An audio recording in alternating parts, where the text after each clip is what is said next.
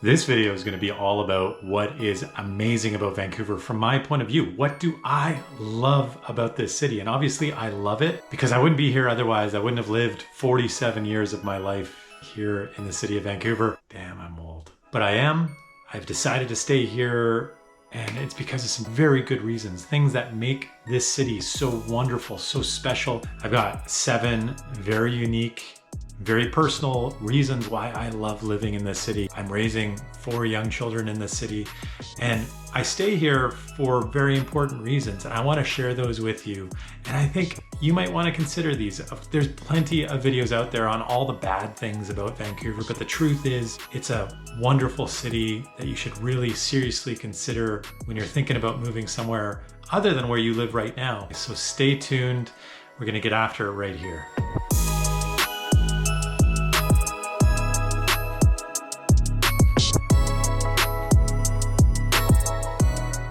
So I'm going to do something a little bit different.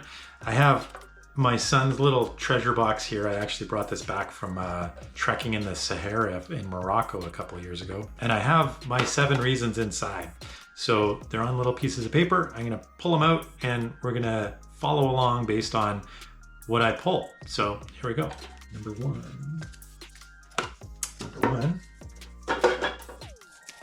air and water quality. All right, so I think one of the things when you travel in other parts of the world is you take for granted, if you just live here, how special and clean everything is. I mean, the city itself is clean, but our air.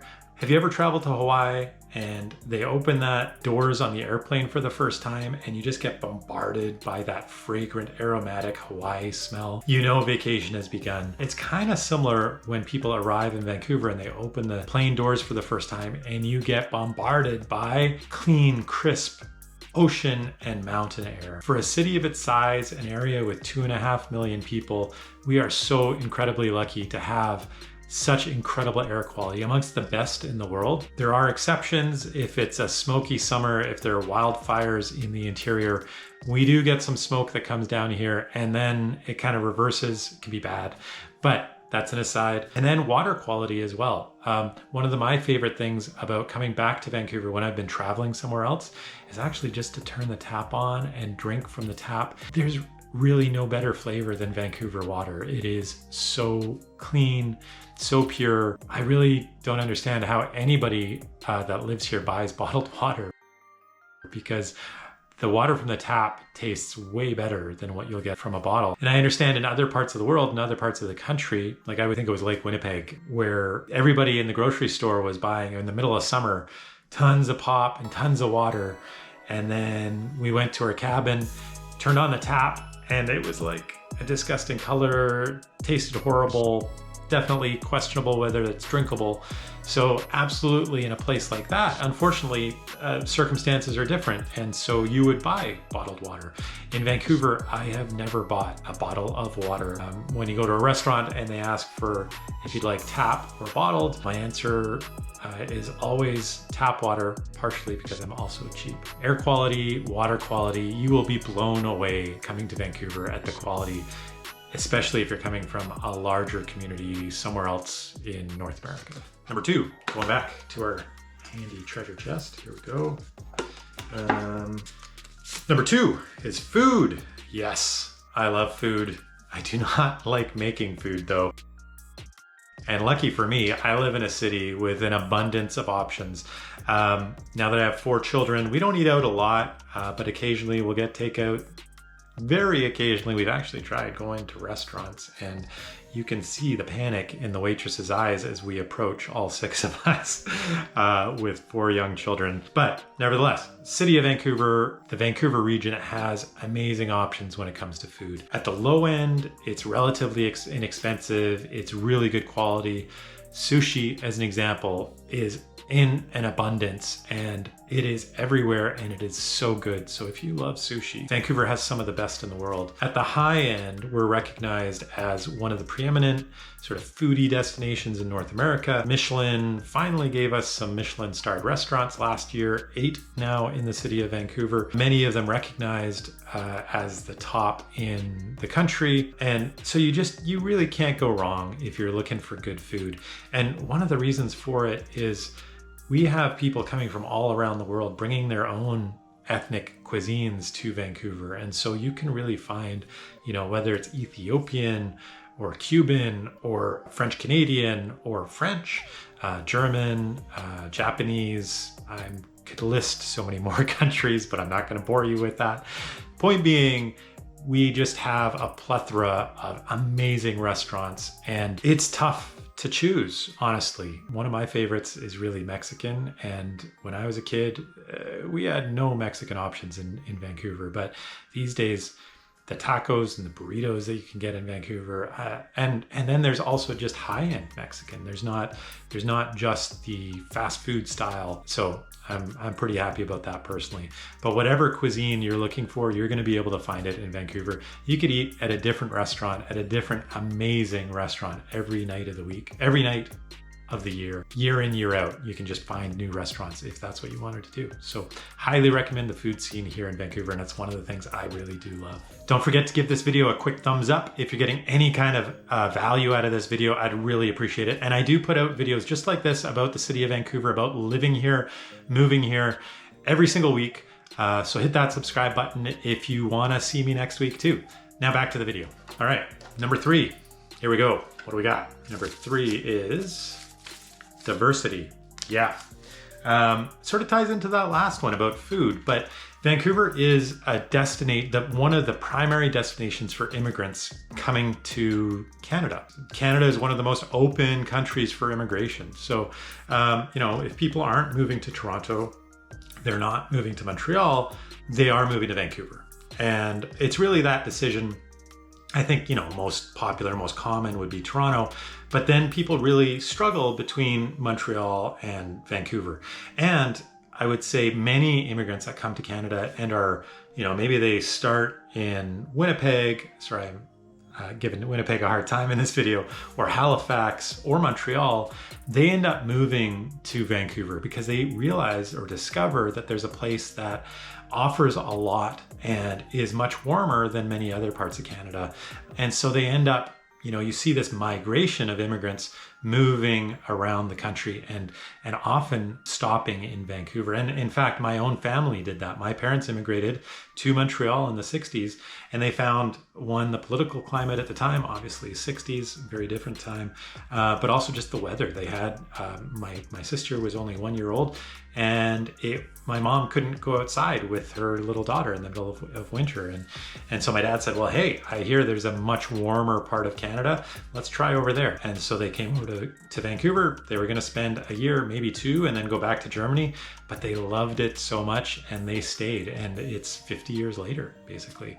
And so that's the story, the immigration story of so many people, individuals and families that come to Canada and end up staying in Vancouver. And we are the lucky recipients. And Vancouver, I would say, for me, that diversity means the city is much more open, much more interesting. You see this mishmash of cultures and points of view, and everybody knows everybody else kind of has a different point of view and comes from a different experience. But we all generally, with some exceptions, get along. And Vancouver is really unusual in the world for that. Very few places in the world have that level of acceptance and have that level of diversity. And that's something that I personally really appreciate about this city. And I think, you might find the same if you come here and you have a visit and you decide to stay. All right, back to the box. Number 4, what are we gonna find? Here we go. Number 4 is neighborhoods. This is actually probably my favorite part of the city, I gotta say.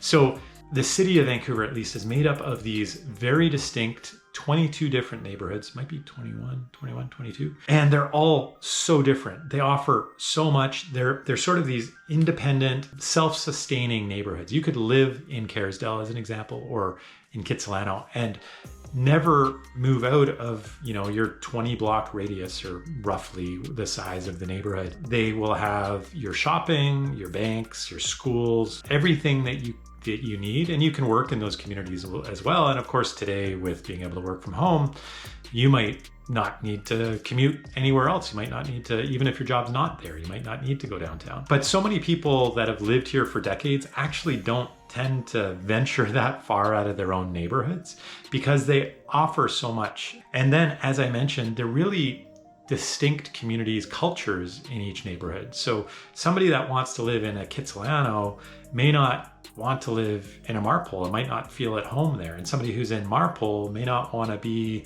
on Commercial Drive. And so those are really important distinctions that only, if you're thinking of moving here, you need somebody on the ground who understands this community and this city, like me, to help you kind of navigate that and make sure that you're not moving into the wrong neighborhood, making a very, very costly mistake.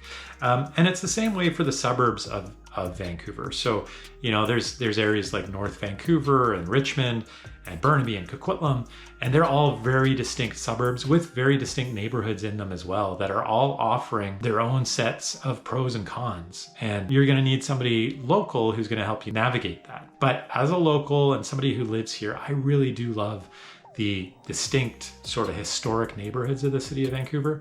And I'm so glad that in the 60s, the city decided not to build a network of highways that would have destroyed those neighborhoods. And the plans were in place. They were about to build them, but there was basically public opposition against them. And the result is we don't have those ring roads or the network of highways that so many North American cities built in the 50s and 60s that destroyed the inner city and drove people out into the suburbs. And as a result, we have this really vibrant inner city, the downtown core, and these really distinct, cool cultural neighborhoods surrounding the city. And then still, like in the 80s, 90s and onwards, the suburbs also saw a lot of growth and culture develop in those. So a really cool place to live. One of my favorite things about the city of Vancouver is those distinct neighborhoods. Okay, now we're on to number 5. Here's number 5. What do we have? Mild climate. Yeah, I think that's a pretty common one when people are talking about the advantages, the pros of Vancouver. It is one of my favorite things. I mean, I'm looking outside right now and it's mid-May and it's about 25 degrees outside. I have a pool on my deck. I'm gonna pick up my kids from daycare in an hour or so. We're gonna go up to the park. They're gonna be able to play at the park in shirt sleeves. It's not quite summer yet, but we're almost there and you can just kind of taste it. But this kind of temperature is pretty typical for summer. I think the average temperature in Vancouver is actually just 22 degrees in summer, but I'd say it's more mid-20s in my experience, just kind of an off-the-cuff response. Rarely rains in the middle of summer. It's very dry, very sunny, very warm. It does get into the 30s, and a couple years ago we did have temperatures rise up into the 40s. We don't tend to get extreme temperatures like that, and if we do, it's a very brief period of time, like maybe a week, maybe 2 weeks. And then you have access to beaches and mountains and ocean to cool down, or a little kids pool on your back patio, as I do. Winters are also incredibly mild. So that's something that people, like in all of the rest of Canada, if a winter is something that you're trying to avoid and you're not leaving the country, well, you really have 2 options, and that's either Vancouver or Victoria. Victoria is a little warmer in the winter months. It's cooler in the summer months. But in the winter, I would say Vancouver, we get down to about 0, and we tend to have a rather wet winter, not dry as many other parts in the country do. Sort of around 0 is pretty average. It dips below 0 fairly frequently.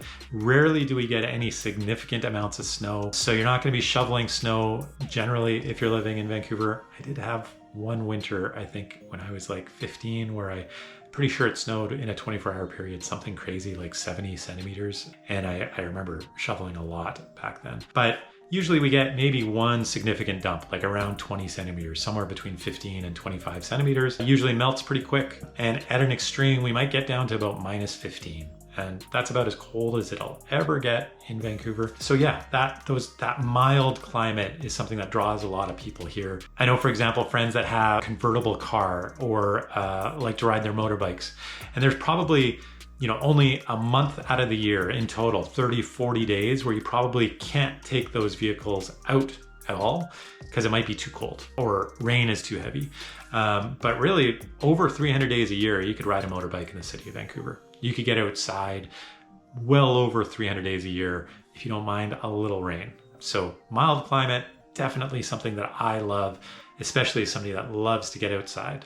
And if you do decide to stay, well, I am actually a real estate agent and I've helped hundreds of people move to Vancouver from other parts of the country, other parts of the world. If you're thinking about moving to Vancouver, be sure to reach out. My contact information is going to be right there on the screen. Reach out anytime. Happy to help, happy to have a conversation, and we can get the ball rolling. Let's get back to the video. All right, I think we're on number 6. Number 6, what do we have? Well, good place for kids. As somebody with 4 children, I have some experience with this. And really, I would say, it comes down to 3 things. For one, Vancouver is incredibly safe. So I have absolutely no problem letting my kids outside and playing in the yard, playing in the park. I'm not worried about kidnapping, gang shooting, some violence happening. It's an incredibly safe place for young adults. Of course, there's ways that people can get in trouble, and trouble can be found if you're really looking for it, but it's very easy to stay safe if that's what you want to do. And I have no problems thinking about my children growing up in a city like Vancouver, doing so safely over a period of time. Activities, yeah, we're a good sized city, so there's so many fun things to do with kids. I mean, water parks, trampoline parks, swimming lessons, the community center programs are amazing. And tons of clubs and activities for kids from a very young age, well into their teen years and into adulthood. That's not unusual for a city, but there are places where that doesn't exist. And I'm very happy and lucky that my children get to experience a lot of fun things in a city of this size. And number 3 is education. And we have one of the best education systems in the world. Many people are going to complain about it, but the public school system in Vancouver is phenomenal. Really good schools. There's always going to be some issues here and there, but the education system, we can rely on. I grew up in the city of Vancouver. I went to school here. Obviously, I'm able to read and write. I went to university, had some success. Many people in the city of Vancouver do very well with the schools. And if you would prefer, there's other options aside from public school. There's excellent private schools in Vancouver, from sort of medium expense to higher expense. So at the lower end, private school in Vancouver is about $8,000 annually. To the higher end, it's probably around the $35,000, $40,000 range for what would be considered the best private schools in the city. So lots of options when it comes to that. The daycare system is also excellent. The only issue is really trying to get into the daycares. That can be a bit of a hassle and a bit of a trial, but provincial government also subsidizes daycare, so they've become much less expensive than they once were. But yeah, this is a fantastic place to be a kid and have the exposure to the outdoors that we do as well. I didn't actually mention that until now, but for children, there's just so much, and I feel really lucky to have been brought up here myself, but also to be able to do that for my kids. All right, the very last one, I think. Oh yeah, here it is. Here it is. The last one is the Goldilocks City. So sort of nobody's ever heard of it, but it's my own term. There's this idea, the Goldilocks effect, essentially that something is just right, the right balance. And that's my view of the city of Vancouver. And this is, I didn't plan it this way, but this really is the perfect way to end this video, because this is so much of how I feel about Vancouver. And I think what so many people feel about Vancouver, but it really is this perfect balance between a big city and a small city. And so you have these benefits of being a big city, amazing events. The venues in Vancouver are fantastic. All the big concerts come to Vancouver. If you want to go to the symphony, if you want a world-class library, that all is offered. If you want sporting events, we have the Olympics, we have a professional hockey team, professional football team, an MLS soccer team, minor league baseball team. You can find something to do every week, every few days of the week if you wanted to. Most of us think we do, but we don't actually do it. We don't take advantage of everything that this city has to offer. But it really is here if you would like it. It also has one of the world's best airports, and a significant international airport that is a hub for travel all around the world. And so it's as removed as we are from, major centers of population, it is relatively easy to travel the world if that's something that you want to do. Get down to LA, San Francisco, people go down all the time for the weekend. Or to Asia, obviously to Hong Kong or Japan, Thailand, back to the east coast of Canada or North America, whether it's New York City or Toronto, Chicago. So people can get around as they want. And also to be able to go on vacation from on the West Coast, most people are going to either be going to Mexico or to Hawaii. You don't see as much travel to the Caribbean. It's a little harder to get to, but we have our West Coast equivalent. And then third, I've touched on it already, but food, the amazing food that you have in Vancouver sort of outpaces its size. But that is kind of more of what you find in a big city, and the food scene in Vancouver really is such a boon. Now, in terms of being small, you still, as in a previous video, I've spoken about how Vancouver kind of still has its small town roots. People on the street are still incredibly friendly. People will stop to help and answer questions. It's incredibly safe, as I already mentioned when I was talking about children. Yes, there is crime in this city, and there is the odd violent crime that you hear about and it gets pasted everywhere. But I have never felt unsafe in this city. And what you do find is more petty crime. So you definitely don't want to be leaving anything in your car or have your bike locked with a pretty bad lock. And those are the types of crimes that are quite common. To be able to walk around this city at night, I hear so many women say this, like it's one of the few cities you could walk downtown and often feel safe. And as a male, as a relatively large male, I understand my perspective is different, but I really have never felt afraid in this city. And I've felt that in other places I've gone to, but never in the city of Vancouver. Commuting is also relatively easy. Being a small city, sort of not just in spirit, but also physically, it's only 110 square kilometers. Even if you live in the suburbs, at the worst, you're going to have like an hour and a half commute from the distant suburbs. But most people's commutes are in the 30-minute, 45-minute range. And if you live in the city, it could be a 10-minute commute on your worst day. And so we're really lucky that way. And then an additional benefit of being such a small city is that you can get out of the city so incredibly quickly. The truth is, you can be 30 minutes from where I live right now in the center of the city. I can be in the mountains and I can disappear. I could be lost entirely and be in a situation where I could lose my life if I'm not careful. You have to go prepared. And if you live in the center of Toronto, as an example, 30 minutes will just put you in a slightly less dense part of the city. That's not the case in Vancouver. You can really get out into the water, out up into the mountains in 30 minutes, whether it's from downtown or basically anywhere in the city. You could, after work, go skiing in the middle of winter, or in the summer, you could go sailing or be on the beach and go for a swim right after work. And that's kind of the kind of lifestyle that a lot of people in the city of Vancouver live. So that's it. Those are my 7 reasons why I love living in the city of Vancouver. If you're thinking of moving here, you really should. It's such an amazing place. Of course, it's not all just roses. I do have videos on some of the negative sides of living in Vancouver, but I wanted this just to be a really positive video, a feel-good type video. I hope you liked it.